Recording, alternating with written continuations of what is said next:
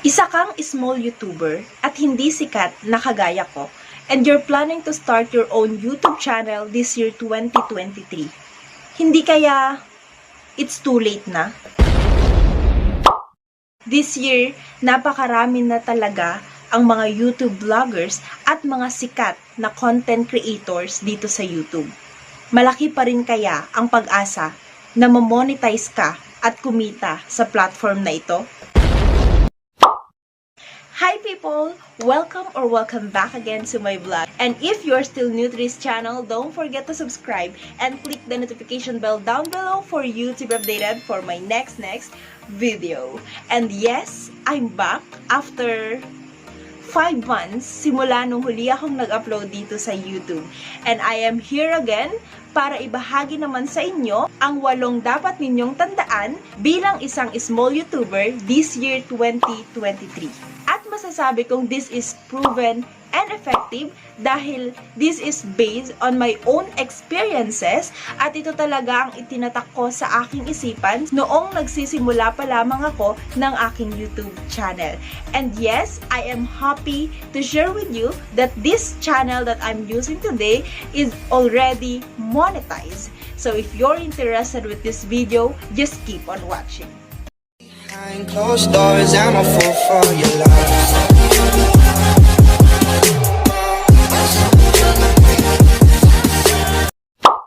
2023 update. Mga dapat mong tandaan bilang isang small YouTuber, proven and effective. Number 1. Dedication and determination.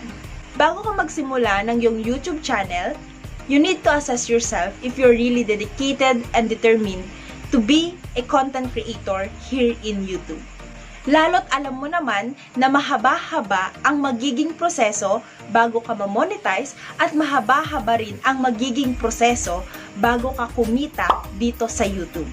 And knowing the fact na hindi naman tayo sikat na kagaya ng iba at alam natin sa sarili natin na sa unang upload natin ng video dito sa YouTube ay wala pa munang masyadong manonood sa atin. But if you're really dedicated and determined sa pagbablog, may isip mo na never masasayang lahat ng time and efforts na gugugulin mo sa paggawa ng content dito sa YouTube. Number 2. You should know the basics. When we say the basics, dapat alam mo kung paano gumawa syempre ng YouTube channel at kung paano ito i-set up. Alam mo din kung paano gumawa ng content, mag-edit ng sarili mong video at mag-upload sa iyong YouTube channel. Alam mo rin dapat maglagay ng pangmalakasang title at description ng bawat content mo. And of course, mahalagang alam mo kung paano mag-edit o gumawa ng thumbnail at kung paano ito ilagay sa video mo na na-upload sa YouTube channel mo. Also, kailangan ma-explore mo ang iba pang mga features ngayon sa YouTube. Lalo na't marami talagang mga updates o mga bagong features ngayon dito. Remember people, it is important na alam mo ang mga ito at mahalaga rin na alam mo kung paano ito gamitin. Number 3. Familiarize the updated rules, policies, and guidelines of YouTube. Not being familiarized about this is one of my biggest mistake at naging dahilan kung bakit permanently deleted or terminated yung naunang YouTube channel ko. And if you're interested to know about that story, ay pwede ninyong mapanood ang past video ko na ito. Ilalagay ko ang link ng video na yon sa comment section at pwede din sa description ng video na ito. So, let's go back. Sabi ko nga kanina, ang ikatlong dapat ninyong tandaan bilang isang small YouTuber this 2023 is you should familiarize the updated policies, rules, and guidelines of YouTube. Bakit ko hinighlight yung updated? Kasi lagi-laging nag-a-update si YouTube. New update after a month at may mga new update siya yearly. Mahalaga talaga na dapat malaman nyo ang mga yon. And aside from watching videos about the do's and don'ts of YouTube at mga dapat mong tandaan sa platform na ito, pwede ka rin namang magbasa at bisitahin ang page ng YouTube wherein dinidiscuss doon ang about sa copyright, hate and harassment, children on YouTube, misinformation, and most importantly, yung about sa monetization. I want to share with you guys my personal experiences dun sa dating YouTube channel ko. Dahil hindi ako familiar dun sa about sa monetization ng YouTube, upload lang ako ng mga videos and contents ko sa aking channel, and pagdating sa application ko for monetization, ilang beses na reject yung application ko hanggang nga delete na permanently yung channel ko. And yes, sobrang masakit yun sa part ko and nakakasad talaga. My point here is that those rules, policies, and guidelines of YouTube will serve as essential guide for us as a small YouTuber para mabantayan natin yung mga ina-upload nating videos and contents sa ating channel. Para pagdating sa application natin for monetization, hindi tayo magkakaproblema at madali tayong i-approve ni YouTube. Number 4, quality content. Quantity versus quality. Ito talaga yung lagi kong hina-highlight sa mga videos ko. Quality content. It's not about kung gaano karami yung i-upload ng videos in a day, in a week, or in a month. Mas mahalagang i-consider mo muna yung quality ng yung video. Dahil aanhin mo naman ang maraming mga videos kung wala namang nanonood sa'yo. So you need to consider first kung gaano ka-essential sa mga viewers mo yung ina-upload mong video at kung gaano ito nakaka-catch ng atensyon ng iba. Yes, it is also important na kailangan upload ka ng videos sa channel mo to keep it alive. But kung hindi rin naman ito quality video at binasta-basta mo lang din naman yung pag-e-edit o kaya naman nagvi-video ka lang ng kung ano-ano tas i-upload mo lang para may masabing content, kailangan mong pag-isipan ang tungkol dyan. At ang pagkakaroon nga ng quality content ang naging mahalagang dahilan kung bakit mabilis na tumaas ang watch hours ko, ang subscribers count ko, at kung bakit nagkaroon ako ng mga videos na nag-viral.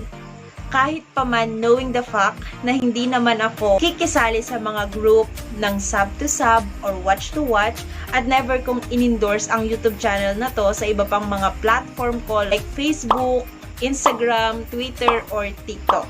Basta, nagising na lang ako isang umaga, may mga viral videos na ako, and almost lahat ng videos ko ay thousands na yung views. Alam kong masyadong maliit pa yon, pero para sa akin na small YouTuber lang at hindi naman sikat na vlogger or content creator ay malaking bagay na yon sa akin.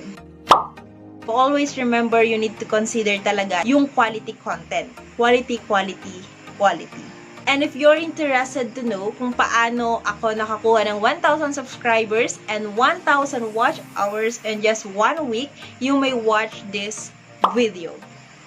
And ilalagay ko ang link sa comment section at pwede nyo rin namang bisitahin ang description ng video na to dahil nandoon din yung link ng video na tinutukoy ko. So let's go back. Number 5, be consistent.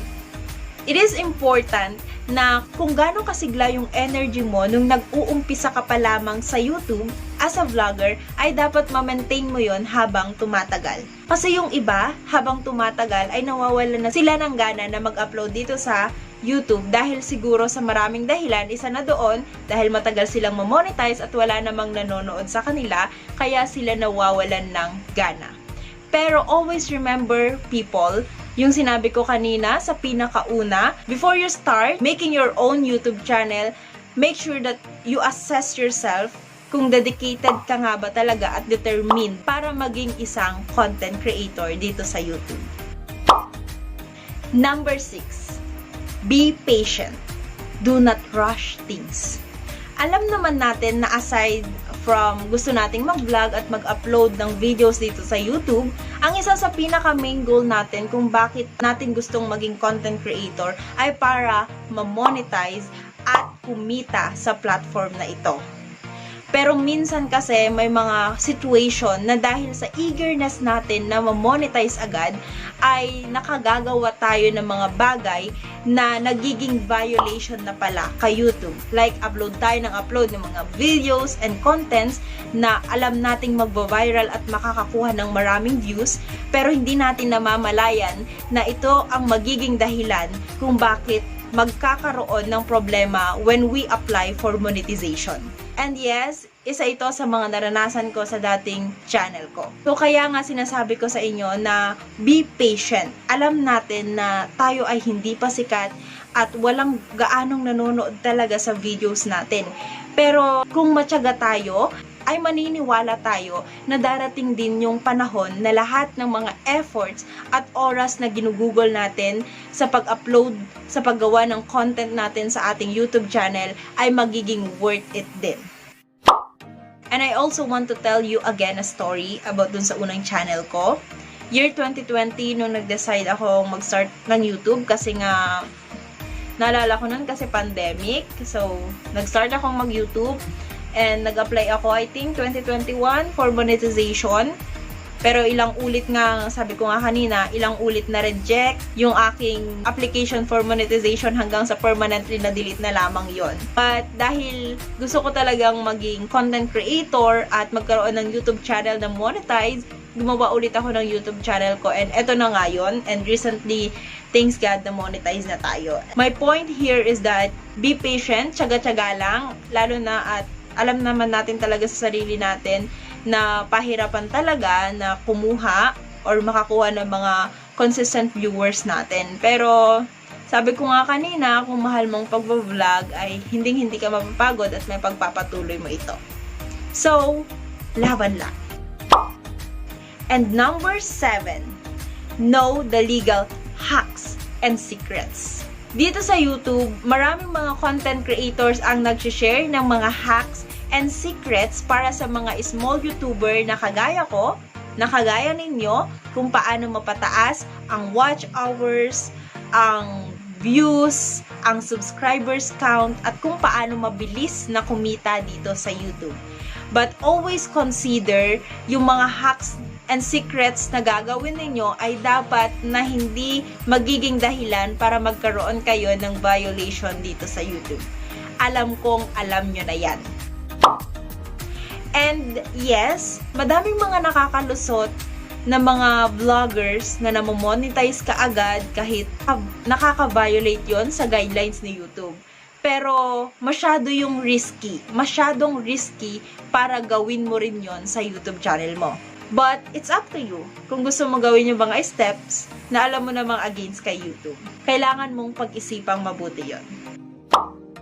At dahil suddenly na-delete yung ilang clips ng video na ito, I decided to have a voice record para naman ibahagi sa inyo ang ikawalo or the last na dapat ninyong tandaan bilang isang small YouTuber, and that is keep improving.